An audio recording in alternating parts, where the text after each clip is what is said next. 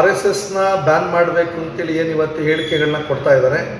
ಅದಕ್ಕೆ ಪೂರಕವಾಗಿ ಕಾಂಗ್ರೆಸ್ ಏನಿವತ್ತು ಬ್ಯಾನ್ ಮಾಡಬೇಕು ಅನ್ನೋಂಥ ಒಂದು ಚಿಂತನೆಯನ್ನು ಮಾಡ್ತಾ ಇದ್ದಲ್ಲ, ಇದು ಒಂದು ಮೂರ್ಖರ ಚಿಂತನೆ ಅಂತ ನಾನು ಹೇಳಲಿಕ್ಕೆ ಇಚ್ಛಪಡ್ತೀನಿ. ಇಡೀ ದೇಶದ ಉದ್ದಗಲಕ್ಕೂ RSS ಯಾವುದೇ ರೀತಿಯಾದಂಥ ಪ್ರವಾಹ ಬರಲಿ, ಯಾವುದೇ ರೀತಿಯಾದಂಥ ದೇಶದಲ್ಲಿ ಅನಾಹುತಗಳಾದಂಥ ಸಂದರ್ಭದಲ್ಲಿ ತಮ್ಮ ಜೀವವನ್ನು ಲೆಕ್ಕಿಸ್ತಲೇ RSSನ ಕಾರ್ಯಕರ್ತರು ಕೆಲಸವನ್ನು ಮಾಡಿದ್ದಾರೆ. ಯಾವುದೇ ದೇಶ ವಿರೋಧಿ ಚಟುವಟಿಕೆಗಳನ್ನು RSS ಇವತ್ತಿನ ತನಕ ಮಾಡಿಲ್ಲ ಮತ್ತು ಹೇಳ್ಕೊಟ್ಟು ಇಲ್ಲ ನಮ್ಮಂಥವರಿಗೆ. ಹಾಗಾಗಿ RSSನ ಬ್ಯಾನ್ ಮಾಡ್ತೀವಿ ಅನ್ನುವಂಥ ಒಂದು ಹೇಳಿಕೆನೇ ಮೂರ್ಖತನದ ಹೇಳಿಕೆ. ಮತ್ತು ಸರ್ಕಾರಕ್ಕೆ RSSನ ಬ್ಯಾನ್ ಮಾಡ್ತೀವಿ ಅಂತ ಹೊರಟ್ರೆ ಆ ಸರ್ಕಾರಕ್ಕೆ ಉಳಿಗಾಲ ಇಲ್ಲ.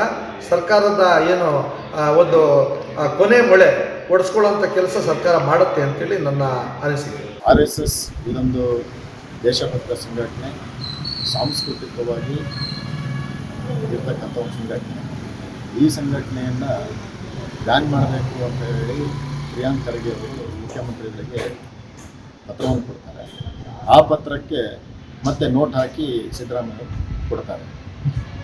ಒಂದು ಸಂಘಟನೆಯನ್ನು ಬ್ಯಾನ್ ಮಾಡಬೇಕು ಅಂತಂದರೆ ಈಗಿನ ಕಾನೂನಿನ ಪ್ರಕಾರ ಅದು ಕೇಂದ್ರ ಸರ್ಕಾರ VAP ಅಡಿಯಲ್ಲಿ ತರಬೇಕಾಗುತ್ತೆ.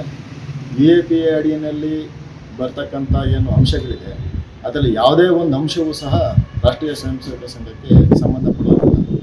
ಮತ್ತು ಈಗ ಸಂಬಂಧಪಟ್ಟಂತೆ ಈ ಹಿಂದೆ 3 ಸಾರಿ ಬ್ಯಾನ್ಗಳು ಆದಾಗಲೂ ಸಹ, RSS ಮೇಲೆ ಬ್ಯಾನ್ ಆದಾಗಲೂ ಸಹ ಅವೆಲ್ಲವೂ ಸಹ ನಿರ್ದೋಷಿ ಅಂತಾಗಿ ಮತ್ತು ವಾಪಸ್ಸು RSSನ್ನು ತೆರವುಗೊಳಿಸಿದೆ. ಅಷ್ಟೇ ಅಲ್ಲದೆ 2-3 ವರ್ಷದ ಕೆಳಗಡೆಗೆ ಕೇಂದ್ರ ಸರ್ಕಾರ ರಾಷ್ಟ್ರೀಯ ಸ್ವಯಂ ಸೇವಕ ಸಂಘಕ್ಕೆ ಹೋಗಲಿಕ್ಕೆ ಯಾವುದೇ ರೀತಿಯ ನಿರ್ಬಂಧವನ್ನು ತೆಗೆದು ಹಾಕಿದೆ. ಅಂದರೆ ಯಾವುದೇ ನಿರ್ಬಂಧವನ್ನು ಈಗ ವಿಧಿಸಿಲ್ಲ. ಇದೆಲ್ಲದರ ಮಧ್ಯದಲ್ಲಿ ಈಗ RSSನ್ನು ಬ್ಯಾನ್ ಮಾಡಬೇಕು ಅಂತಕ್ಕಂಥ ಈ ಹುಚ್ಚು ಕಲ್ಪನೆ ಎಲ್ಲಿಂದ ಬಂತು ಅಂತಕ್ಕಂಥದ್ದನ್ನು ಅವರೇ ಸರಿ ಆತ್ಮಾವಲೋಕನ ಮಾಡಿಕೊಳ್ಬೇಕು.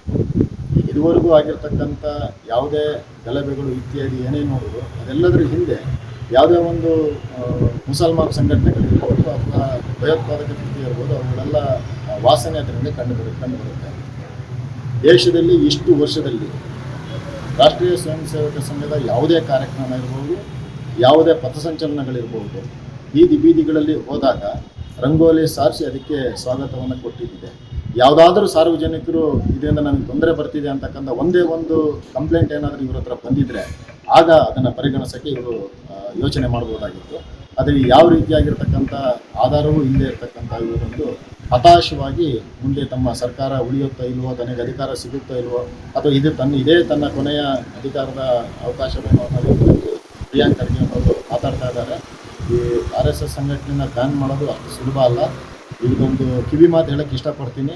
ಯಾವಾಗೆಲ್ಲ RSSನ್ನು ಬ್ಯಾನ್ ಮಾಡಿದೆಯೋ, ಬ್ಯಾನ್ ಮಾಡಿದ ನಂತರ RSS ತನ್ನ ವಿಸ್ತಾರವನ್ನು, ಕ್ಷೇತ್ರದ ವಿಸ್ತಾರವನ್ನು, ಶಾಖೆಗಳ ವಿಸ್ತಾರವನ್ನು, ಸೇವಾ ಚಟುವಟಿಕೆಗಳನ್ನು ಮತ್ತಷ್ಟು ಹೆಚ್ಚು ಮಾಡಿಕೊಂಡು 2 ಪಟ್ಟು 3 ಪಟ್ಟು ಮಾಡೋ ಅಷ್ಟು ಸಾಮರ್ಥ್ಯವನ್ನು ಬೆಳೆಸ್ಕೊಳ್ತಾ ಇದೆ. ಹಾಗಾಗಿ RSSನ ಸಹವಾಸಕ್ಕೆ ನೀವು ಬರಬೇಡಿ. ಬೇಕಾದರೆ ಶಾಖೆಗೆ ಬಂದು ನೀವು ಧ್ವಜಾರೋಹಣ ಮಾಡಿ. ಮೊನ್ನೆ ತಾನೇ DK ಶಿವಕುಮಾರ್ ಅವರು ವಿಧಾನಸೌಧದಲ್ಲಿ ಹೇಳಿದ್ದಾರೆ, ನಮಸ್ತೆ ಸದಾ ವತ್ಸಲ್ಯ ಮಾತೃಭೂಮಿ, ನೀವು ಅದರ ಪಾಠವನ್ನು ಕಲೀರಿ, ಆ ಮೂಲಕ ನೀವು ದೇಶಭಕ್ತರಾಗಿರಿ ಅಂತ ಹೇಳ್ತಾ, ಸಲಹೆ ಕೊಡ್ತಾ, ಕಿವಿ ಮಾತು ಹೇಳ್ತಾ ನನ್ನನ್ನು ಈ ಸಂದರ್ಭದಲ್ಲಿ ನಿಮಗೆ ಕಿವಿ ಮಾತು ಹೇಳಲಿಕ್ಕೆ ಇಚ್ಛಪಡ್ತೀನಿ. ಸರ್, ಈಗಾಗಲೇ RSS ಚಟುವಟಿಕೆಗಳನ್ನು ಸ್ಥಗಿತ ಮಾಡಬೇಕಂತ ಹೊರಟಿರುವಂತಕ್ಕಂಥದ್ದು ಸರಿನಾ ತಪ್ಪ? RSS ಸಂಘಟನೆಯನ್ನು ಬ್ಯಾನ್ ಮಾಡಬೇಕು ಅಂತ ಕಾಂಗ್ರೆಸ್ ಸರ್ಕಾರ ಹೊರಟಿರ್ತಕ್ಕಂಥದ್ದು. ಬಹುಶಃ ರಾಷ್ಟ್ರೀಯ ಸ್ವಯಂ ಸೇವಕ ಸಂಘದ ಬಗ್ಗೆ ಕಾಂಗ್ರೆಸ್ನವರಿಗೆ ಒಂದು ರೀತಿ ಅವರಿಗೆ ಯಾವುದೇ ರೀತಿಯಾದ ಅಭಿಪ್ರಾಯಗಳಿಲ್ಲ. ಹಿಂದೆ ನೆಹರು ಕಾಲದಲ್ಲಿ ಬ್ಯಾನ್ ಮಾಡಿದ್ರು ಆ ಸಂದರ್ಭದಲ್ಲಿ. ಆದರೆ ಇಲ್ಲಿವರೆಗೂ ನೆಹರು ಕಾಲ ಇರ್ಬೋದು, ಇವತ್ತು ಇಂದಿರಾ ಗಾಂಧಿ ಕಾಲದಲ್ಲೂ RSSನ ಬ್ಯಾನ್ ಮಾಡೋಕ್ಕಾಗಲಿಲ್ಲ ಇವತ್ತುವರೆಗೂ. ಅಂದರೆ RSS ಅನ್ನೋದು ಒಂದು ದೇಶಭಕ್ತ ಸಂಘಟನೆ. ಅವರು ದೇಶಕ್ಕೋಸ್ಕರವಾಗಿ ತನ್ನ ಯಾರೋ ಮನೆಯಲ್ಲಿ ಊಟ ಮಾಡಿಕೊಂಡು, ಯಾರೋ ಮನೆಗಳಲ್ಲಿ ಊಟ ಮಾಡಿ ಒಂದು ಸಂಘಟನೆಯನ್ನು, ಒಂದು ಧರ್ಮವನ್ನು ಕಟ್ಟುವ ಮೂಲಕವಾಗಿ ಸಂಘಟನೆಯನ್ನು ಕಟ್ತಾ ಇದ್ದಾರೆ. ಬಹುಶಃ ಇತ್ತೀಚಿನ ದಿನಗಳಲ್ಲಿ ನೋಡಿದರೆ ಇವತ್ತು ಬಾಂಬ್ ಹಾಕರಿಗೆ ಸೆಕ್ಯೂರಿಟಿ ಕೊಡ್ತಾ ಇದ್ದಾರೆ.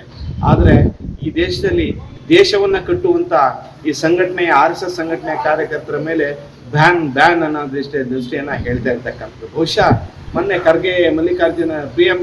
ಪ್ರಿಯಾಂಕ ಖರ್ಗೆ ಅವರು ಒಂದು ಮಾತನ್ನು ಹೇಳಿದರು, RSSನ್ನು ಬ್ಯಾನ್ ಮಾಡಬೇಕು ಅಂತ ಹೇಳಿದರು. ಬಹುಶಃ ಅವರಿಗೆ ಅರಿವಿಲ್ಲ ಅನಿಸುತ್ತೆ. ಅವರ ಅತ್ತೆನ ಮತ್ತು ಅವರ ಮಲ್ಲಿಕಾರ್ಜುನ ಅವರ ತಾಯಿನ ಮತ್ತು ತಂಗಿಯನ್ನು ರಜಾಕರು ಸುಟ್ಟು ಹಾಕಿದ ನೆನಪು ಮಾಡ್ಕೋಬೇಕು. ಬಹುಶಃ ಮುಂದಿನ ದಿನಗಳಲ್ಲಿ ಅಂಥ ಅನುಭವಗಳ RSS ಸಂಘಟನೆ ಇವತ್ತವರೆಗೆ ಯಾವುದೇ ರೀತಿ ಬಾಂಬ್ ಹಾಕಿದ ಸಂಘಟನೆ ಆಗಿಲ್ಲ. ಇವತ್ತವರೆಗೂ ದೇಶವನ್ನು ಕಟ್ಟುವಂಥ, ದೇಶಕ್ಕೆ ಸೇವೆ ಮಾಡುವಂಥ ಯಾವುದೇ ರೀತಿ ಭೂಕಂಪಗಳಾಗಲಿ, ಯಾವುದೇ ರೀತಿಯಾಗಿ ಫ್ಲಡ್ ಬಂದು ಮಳೆ ಬಂದು ಕುಸಿತ ಕಂಡಲ್ಲಿ ಇಲ್ಲಿ ಹೋಗಿ ಅವರ ಸೇವೆಗಳನ್ನು ಮಾಡುವಂಥದ್ದು, ಸುನಾಮಿ ಬಂದ ಸಂದರ್ಭಗಳಲ್ಲಿ ಎಲ್ಲೆಲ್ಲಿ ಯಾವ ವಿದೇಶಗಳಲ್ಲಿ ಹೋಗಿ ತಮ್ಮ ಕಾರ್ಯಚಟುವಟಿಕೆಯನ್ನು ಯಾವುದೇ ಧರ್ಮ ಅನ್ನೋದೆಲ್ಲ ಇಟ್ಕೊಂಡಲೇ ದೇಶ ಅನ್ನೋದು ದೇಶದ ಹೆಸರನ್ನು ಉಳಿಸ್ಕೊಳ್ಳೋದಕ್ಕೋಸ್ಕರವಾಗಿ RSS ತನ್ನ ಕೆಲಸವನ್ನು ಮಾಡ್ತಾ ಇದೆ. ಬಹುಶಃ ಈ ಮಾತನ್ನ ಕಾಂಗ್ರೆಸ್ ಸರ್ಕಾರ ಯೋಚನೆ ಮಾಡಬೇಕಾಗಿರ್ತಕ್ಕಂಥದ್ದು. ದೇಶಭಕ್ತಿ ಸಂಘಟನೆಯನ್ನು ಉಳಿಸ್ಕೋಬೇಕಾಗಿರ್ತಕ್ಕಂಥದ್ದು. ಜಗತ್ತಿನ ಅತ್ಯಂತ ಹೆಚ್ಚು ಸಂಘಟನೆ ಇರ್ತಕ್ಕಂಥದ್ದು RSS ಸಂಘಟನೆ. ಇವತ್ತು ಜಗತ್ತಿನ ಒಂದು ಸಂಘಟನೆ ಇರ್ತಕ್ಕಂಥದ್ದು. ಅದರ ಬಗ್ಗೆ ಅವ್ರಿಗೆ ಅರಿವಿಲ್ಲ ಅನಿಸುತ್ತೆ.